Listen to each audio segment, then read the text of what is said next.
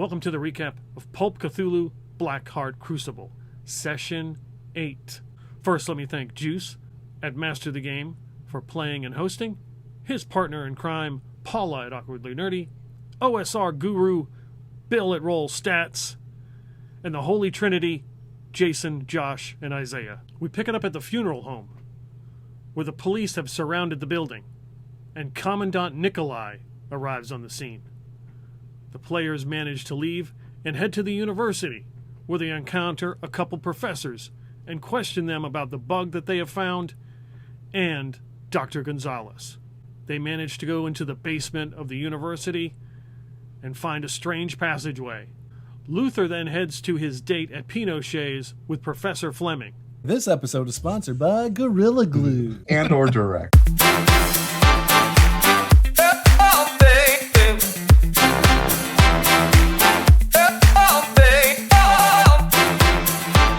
A car comes up the driveway of the funeral home, late 70s model Fiat, comes to a screeching halt, and a man looks to be in his 30s with kind of like a square jaw and a crew cut. He does not fit in with the Latin American populace. And does he look like Ivan Drago? Commandant Nikolai! And they come running over to him, and he's like, points over, he's like, starts barking at them in Spanish. Probably we need to get the rest of your group out of here, man. This guy's bad news. This is the Commandant. No, I would not shoot this dude. This is the Commandant of the police force. Yeah, wouldn't that mean you shoot him and then you cut the head off the snake, right? If he's a bad dude, I mean, why would you want him running your police force? There's a lot of bad dudes around here. Because this is Latin America, Blake? Like, what? Any content provided by those in this game are of their own opinion, are not intended to malign any religion, ethnic group, club, organization, company, individual, anyone, anything, anytime, anywhere. With that, I give you this.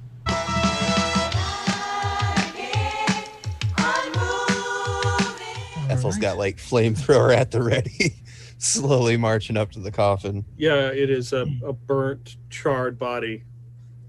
Do you see a ring on him?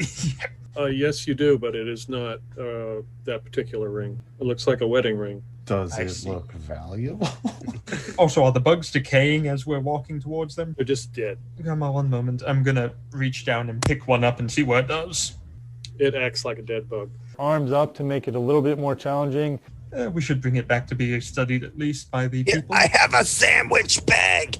And she pulls out like a little Ziploc out of her purse. Okay. Please tell me it has little packets of condiments and like napkins that she's taken from rest. Yeah. Yeah, right in the front of the funeral home is looks like a guest book with the two bodies of the individuals that came out are laying there, just withering away. Maybe take a sample from one of them. The smoke is getting a little intense in here. I think I need another cigarette. It's the asbestos in here, Grandma. You're probably coughing all that up. This is Latin America, honey. They do still use asbestos. Everything's asbestos in Latin America. Everyone knows that.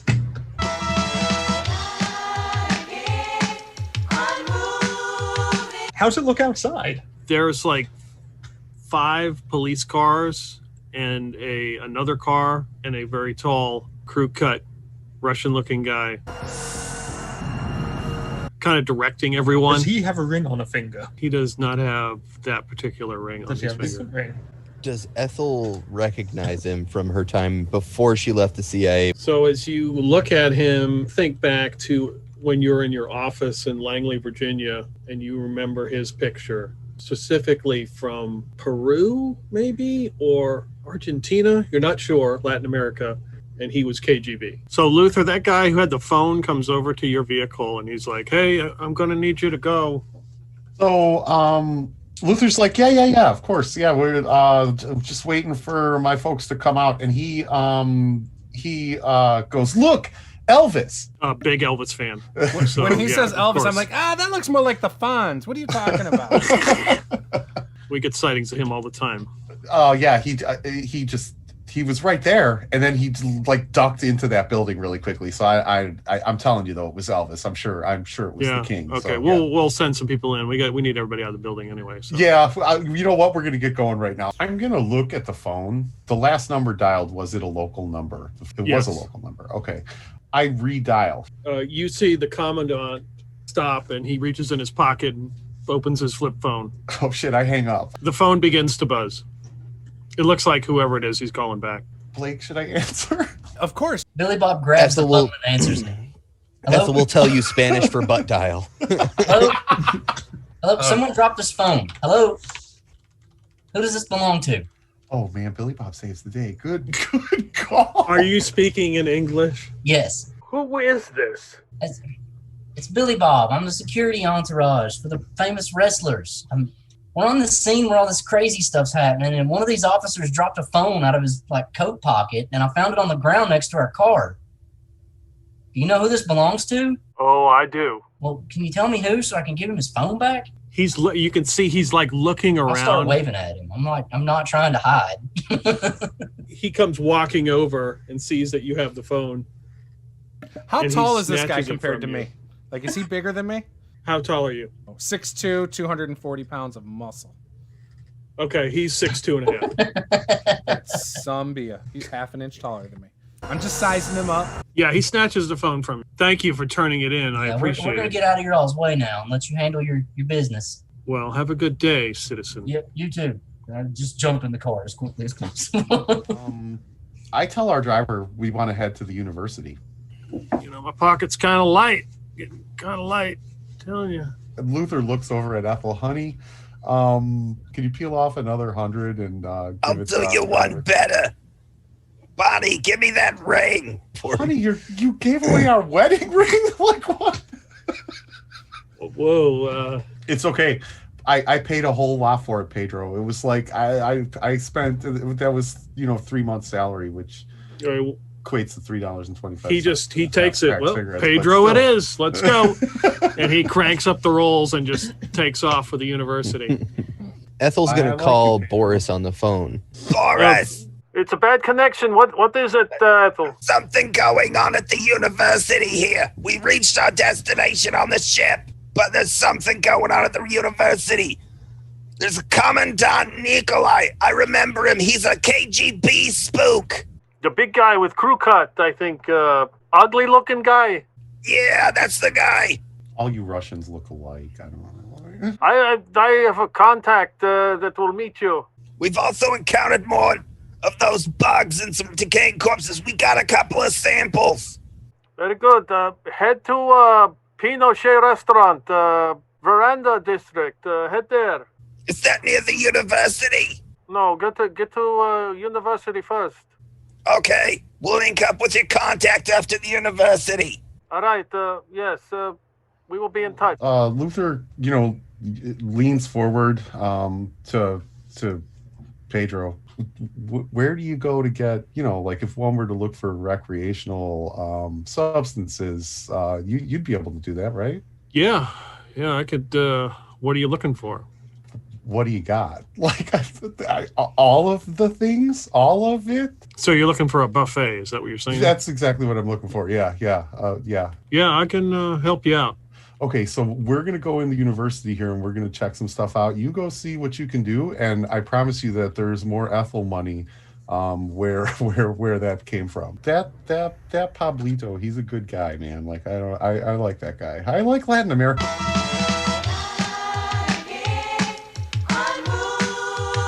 Guys, we should retire here when we're done. Like seriously, we should all retire here. Guys, we're at a university campus. Shit, man, I could have just got my drugs here. Stupid. As you look down like the faculty hallway, you can see that there is a door open, and that's kind of where you hear the noise coming from. And as you get closer, you can hear some kind of classical jazz being played.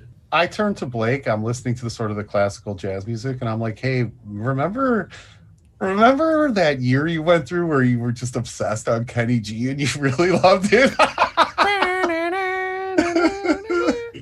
Oh God, yeah, Kenny G's great. But Kenny G was still better than your Sade phase. Like, I'm just saying, man. Oh God, I pop Hey, my wood. if you want a relaxing, chill night, Kenny G's the way to go, man. I'm just saying. I'd rather shoot myself in the Hot face. bubble bath, Kenny G, some candles. Probably like as we're passing, be looking in. You see a woman in there, looks to be in her early 30s, brown hair. She does not look, again, Latin American. She looks more like European. And she's got her head down and she's just kind of grading papers. And then she looks up as she sees you and she says, "Oh, are you here for grades? I'm sorry. They're not done." Oh, that's okay. I was just trying to take my family over to see the science wing. They're very interested in enrolling in the programs here. Oh, excellent. Oh, so nobody is none of you are currently students? You're looking for a tour? These are all my grandchildren. I'm looking to get them enrolled with my 401k. I'm wearing a couch cushion bondage looking wrestling mask. I'm in a bikini with an MP5. What do you expect? Got a shotgun in my hand and a sniper rifle on my back. I'm Professor Fleming. I'm pleased to meet you. And she speaks in English. I'm just here helping a fellow colleague out, just grading papers. Is Professor Fleming attractive? Oh, yeah. What's not attractive to Luther, though? Luther will slide into the room and he's like, hey baby. Here I am. What are your other two wishes? Ethel will hit her with a little bit of Russian. She shakes her head. She's like, that sounds maybe right. I don't know. I'm sorry. I'm not very good. I only know Spanish. I had hard enough time with Spanish. What about the language of love, baby? You speak that? She just kind of blushes at that. Miss Fleming, do you want us to leave Luther here with you? We can close the door. No. We want to let Ethel tour though. So no, honey. It got dark really fast. Wait, can you point us in the right direction of the science wing? I could give you a tour. I just have to finish these papers.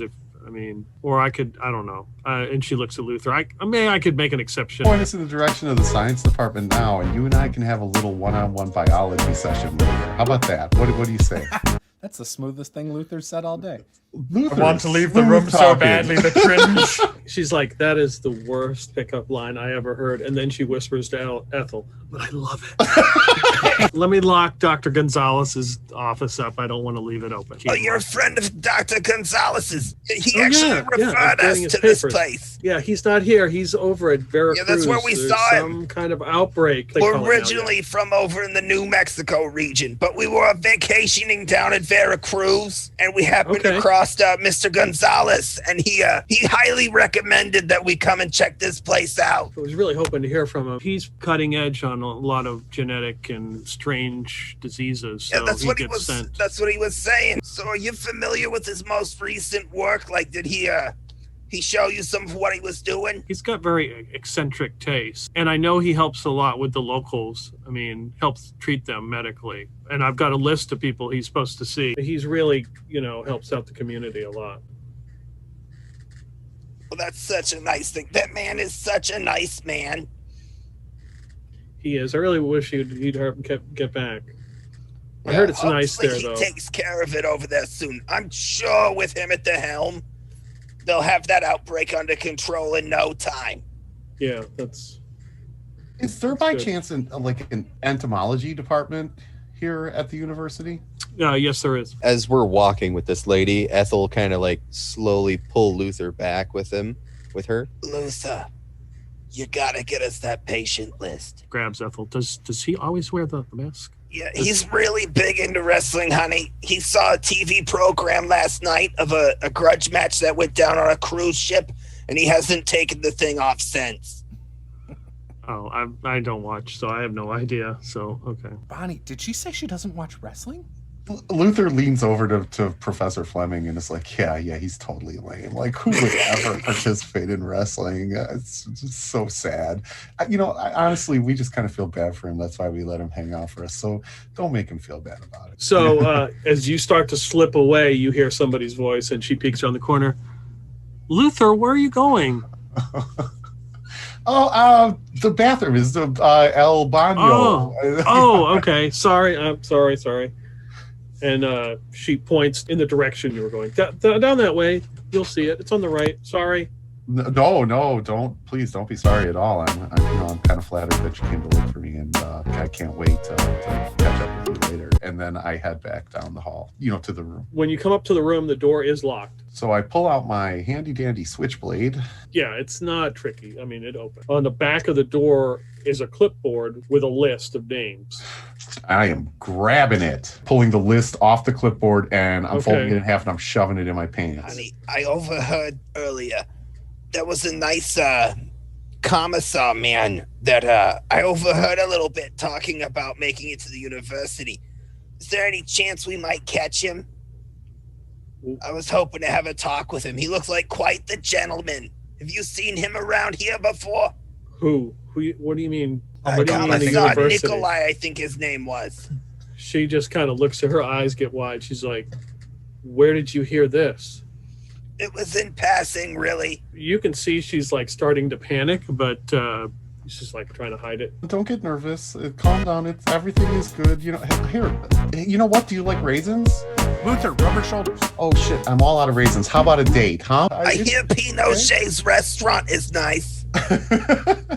Absolutely. Have you been to Pinochet's restaurant? Would you like? I'll take you to Pinochet's restaurant. On me. Well. Ethel slides $200 bills into Luther's back pocket.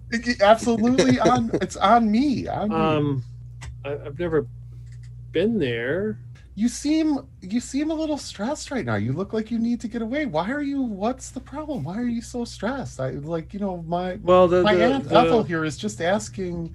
The commandant makes me very nervous. You have to understand that he works for the state, and the state pretty much controls everything. Does he work with Gonzalez? Is that how you know him? The university seems like an odd place for the commandant to come and hang out. Grandma, I don't want to come to this school if that big Russian guy is over here. You hear the commandant's voice yelling. Looks like he's looking for Dr. Gonzalez. If you'd rather not have to meet this man, we should probably leave via another exit. No, I need to speak with him. He won't leave. So just wait here, and I'll go deal with him. She gives you a look, Luther, like, please come with me. Wait, Professor Fleming, there's something wrong with my cell phone. I don't have your number in it. Do you mind if I walk with you?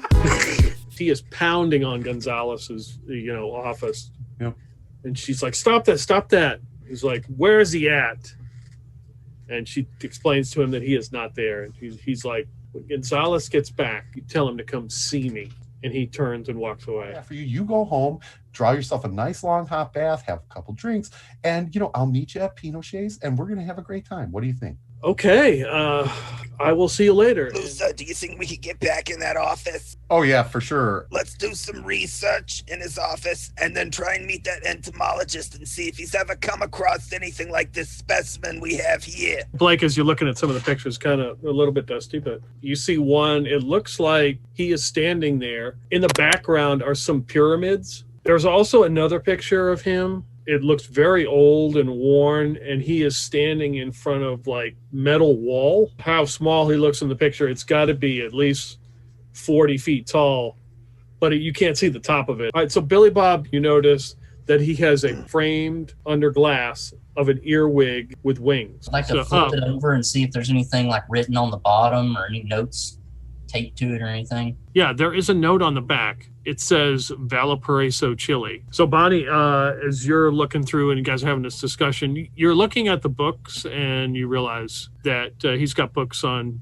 big surprise, genetics and like strange diseases, physiology, anatomy, occults, and alternative medicines. But two books stand out. They look like fiction novels. They're both written by a person named Mitch Connors. One is called The Heroes of the Meatballs. The other one is called No Shirt, No Gods, No Soul. You flip through them and there's a couple pages that are dog-eared and highlighted. And the highlighted portions talk about a place called Calico and a box called the Box of Calico. So a middle-aged man comes walking through the lobby, a soda drink in his hand. Excuse me, drinking. Are you the entomologist? Yeah. We've got a fascinating specimen for you to take a look at. come back to my office and I'll look at it. He takes one look at the group and says, I can only imagine. Professor Carver? Yeah. We went to university together. Do you remember me? Luther Stylomopovich. Studying entomology at the University of Dewey, Cheatham, and Howe back in Utah. I found the most magnificent specimen of what I believe to be a North American earwig, but it appears to be some mutated form. Like I've never seen anything like it. Really, I'd love for you to have a look at it. And I tell you what, we'll collaborate on the research. This could be your ticket out of Valparaiso. I know, like I mean, look, no judgment. I love Latin America as much as the next guy.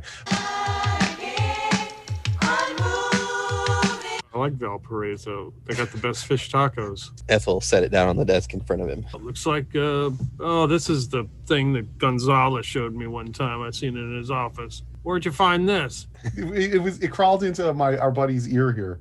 These are pets, of course. Even with his mask on?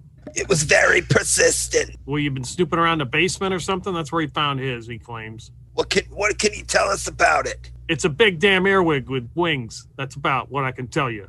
I've done a little bit of research. Yeah, of course I have. And what were your conclusions? It's a big damn earwig with wings. There's been reports I've heard around town seeing these things. I've heard Gonzalez claims that he found his in the basement of the university here. Somebody sent me a couple notes, letters I've gotten from colleagues claiming that they've seen these things in Jamaica. Is that, I don't know, somewhere in Jamaica or the Sudan or something. And there's a couple other places they claim they found them. I don't know. Have you ever seen a live specimen? No, that's why I'm very skeptical. There are rows of shelves and like old cardboard boxes and just assorted items sitting down here in the basement. Does anything look recently moved? Like, is there any dust marks? Oh, you can almost make out like a footprint right here on the floor. Like, use your muscles, see if it shifts. There's a little bit of give to this wall, but you do have your insane talent. That's right. Give it the beans, honey. Push and like a whole section just breaks right off. There's like another room. There's a table that looks like it has some kind of notebook sitting there. It's very dusty. And there is a door and there's some light coming from behind it. In this notebook, as you can read Spanish, of course. So the last entry, it says November 7th, and there's the number 3. If you were to flip through, it would go all the way up to 1910, 1912. You pull the door open. There are steps that go down and begin to turn down a stairwell. On the side, it says distance to entry point, 17.4 miles. Oh, shit. I would rather ride down and walk back up carrying my bike than have to walk both. I'd rather do neither because the walk up is going to kill my calves. I'm going to be unable to wrestle for at least a month. Ethel, you would die before mile 1. No offense, but the mesothelioma, honey. I mean, come on.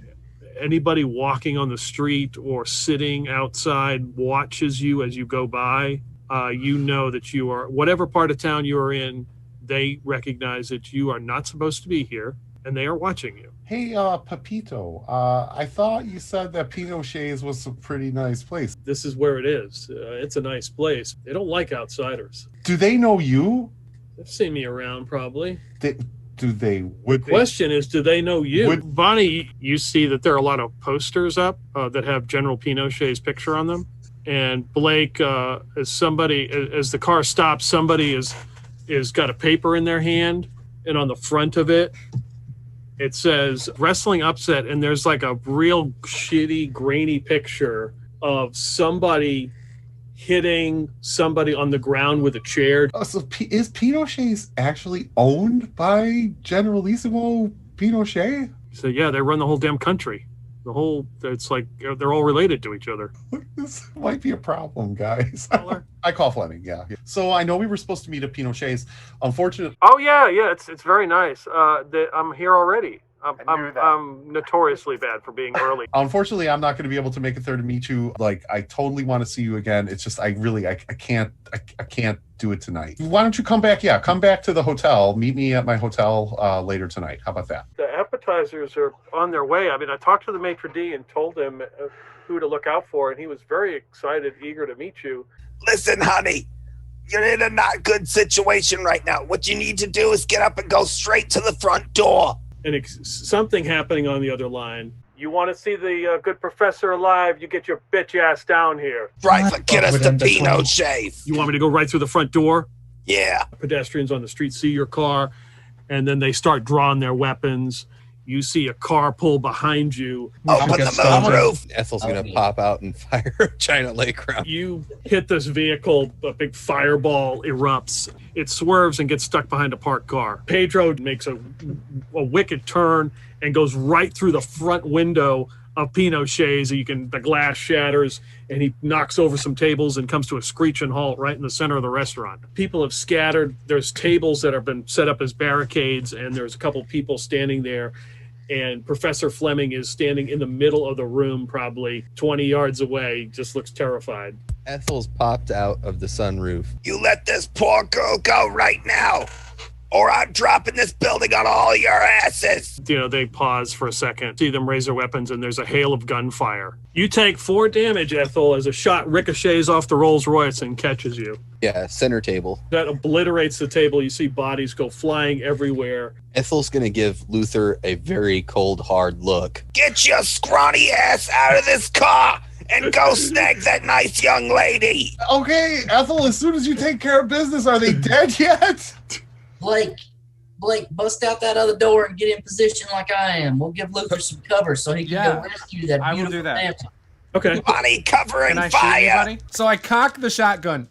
Boom! I'll take a different table than the one he shot at. Boom! Bodies stagger out with a huge hole in its chest, exposing its green scales, and collapses to the ground. Yeah, I'm gonna hop over on top of him, pull the seat all the way back, and then just accelerate and drift the car so she's protected from the main angle, and then let the door open and let her in. Pulled right up, and she's just standing there. She is like frozen in place, just not moving. It's your moment, Luther. It's your moment. Luther will peek his head up, see that she's sitting there, jump out, and say, "Come with me if you want to live. I don't know how long my friend's will is going to hold out. I had to convince him to come get you anyway. They're not as brave as I am. Quick, take my hand." The echoes of gunfire everywhere. As the fire where a table once was burns behind you. So she takes my hand. As she takes my hand with this one hand, I pull her close, put my other hand behind her back, and lean in and just lay one on her. You hear 2 gunshots, and you wince in pain as you are struck twice in the right leg. No! And she grabs you. I'm hit, guys. It's closing in, and I can see Get in the damn car. Luther, you saved her. You shielded her from the gunfire. Luther, look strong for your woman. Don't be a puss. She grabs him and turns and falls into the car on top of him. Grandma, use the damn flamethrower and just end this place. Yeah, as soon as everyone's in the car, Ethel's straight out the moonroof. She's not even going all the way out. She's just holding it out and just kind of hosing in a wide arc. Gunfire rings out. Pull your hand down. It's just hanging there by a tendon. Ethel just kind of hits the ground, and just blood is pouring from where her hand was, barely attached, and she just passes out.